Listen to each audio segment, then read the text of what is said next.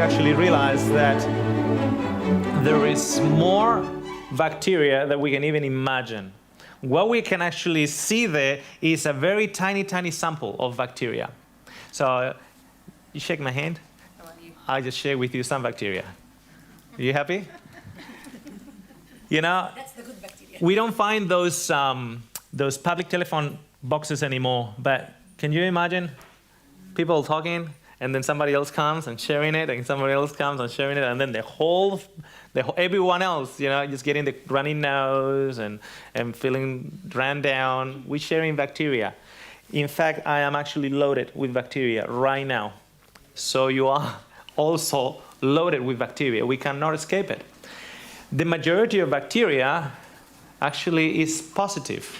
Now, imagine this. You are Father Abraham. You have, let's say, 3,000 goats, and you have an army of workers that will work for you.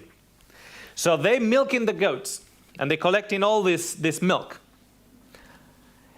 And it's about 32 degrees temperature in the Middle East.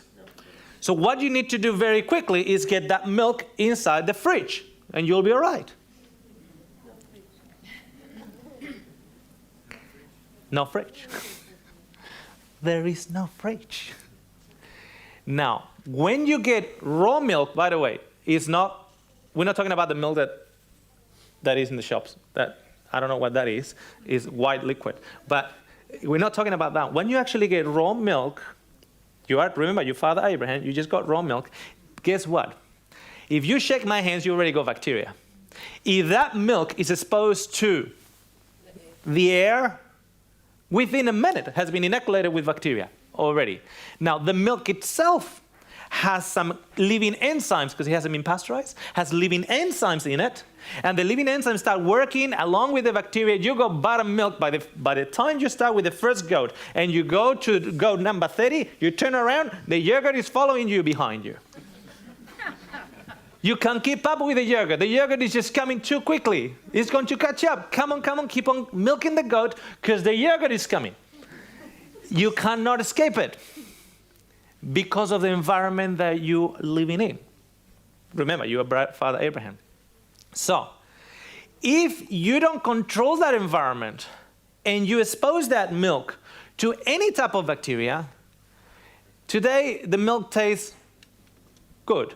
Tomorrow the milk tastes awful because it has been exposed to a different type of bacteria. So one of the things that they used to do, they used to make sure that they will inoculate the milk with a strain of bacteria that they wanted. And they actually have some yeast sometimes that would put in it, and that yeast was actually, it's not the same yeast that you see in the shops, there's granules. I don't know what that is, but it's not the same thing. Okay? So they used to put like a living yeast in it, full of a particular bacteria, to make sure that will grow in numbers very quickly. And if the milk was exposed to any other type of bacteria, that it won't be room for that bacteria to make the milk taste bad. You have more than 3 trillion cells in your body. Is that a lot? No, it's not as much as the US debt, but it's getting close.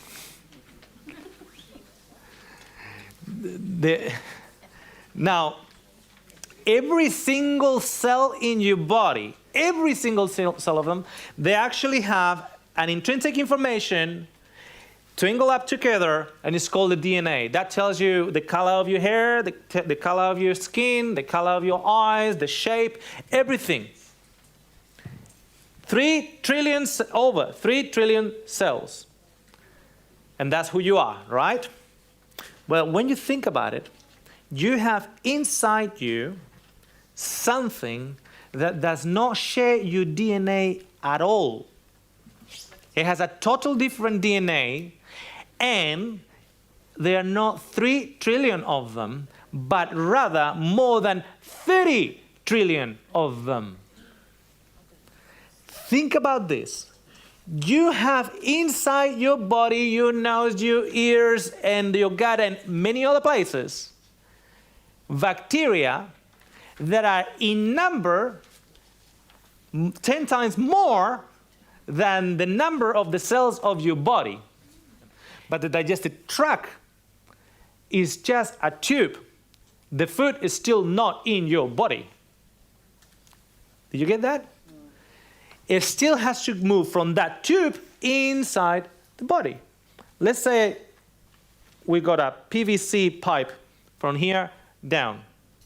And let's go to imagine that that pipe is my digestive tract. If I put an almond inside that tract, is the contents of that almond inside my system? No. It actually needs to go through the walls of that tube into my system. So when the absorption is impaired, you can still be eating all the healthy stuff, but you still suffer from malnutrition. Now notice this. This is amazing, friends. This is amazing. How many? All neurotransmitters are made in the gut. So when you hear the word neurotransmitters, what things come to mind? Brain. When you're talking about serotonin, is a feeling good hormone, right? Brain. Guess where 95% of serotonin receptors are? In your gut. 95% in your gut. So how are you going to feel? Are you going to feel good and feeling good with the serotonin hormone if your gut has all those receptors all crooked or wasted away? No. We have more nerve endings in our gut than in our spine. Do you know that? That's why a person can actually have a swimming accident or an accident and break the spine from here down. And what happens? If you break the spine from here down, you can't move what? Your legs. But if it's higher up, it will affect your arms. It can even affect your neck. Can you still eat? Yes. Can you still evacuate? Yes. How? Nerve endings. How can that be? This is called the enteric nervous system, and it works to a certain degree by itself. 84% of the people that were diagnosed with anxiety or depression, they also have gastrointestinal issues. 67% trace of anxiety relate to IBS. You know what IBS is? We'll answer questions at the end. Do you know what IBS is? Sorry? Irritable bowel syndrome. Now, let's say I'm going to treat irritable bowel syndrome with food and probiotics. Food and probiotics alone. I'm not going to touch the anxiety. I'm not going to touch the stress. I'm not going to try to tackle the panic attacks. I'm not going to tackle any of that. Only with food. What is the percentage that is in my favor? Less than 40%, isn't it? 33%. So if you have ABS and you come and see me as a nutritionist, I'm going to recommend some probiotics. I'm going to recommend some foods. But I need to tackle the big elephant in the room. What is the big elephant in the room? 67% of the triggers of IBS is related to anxiety symptoms.